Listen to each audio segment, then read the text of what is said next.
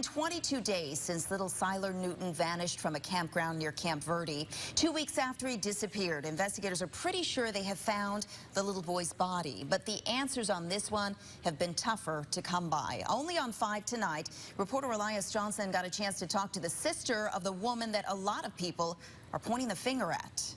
He was so smart. He's incredibly smart. Pictures and memories are all Diana Collins has left of her nephew, Sylar Newton. The entire family's just been devastated, since we found out. On the morning of July 25th, 2-year-old Sylar vanished from his tent during a camping trip with his family at the Beaver Creek Campground. I miss you, baby. Please come home to me. Since the disappearance, his custodial mother, Christina Priem, remained optimistic her son would return alive. In the first few hours, she was just hoping that it was, that maybe he had just wandered off.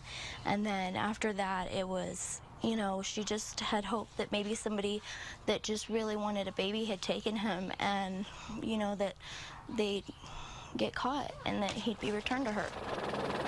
On Tuesday, a family member discovered what appeared to be skeletal remains of a young boy about 2 miles from the campsite. She cries all the time. She's devastated, Investigators are now treating the case as a homicide investigation. Diana says her sister feels like she's being treated as the suspect. I know it's normal in an investigation to rule out suspects by asking them questions and things, but like if they did it or if they had anything to do with it, but I don't know, I think they've taken it a bit far with my sister. Flagstaff police are familiar with Sylar and Priem.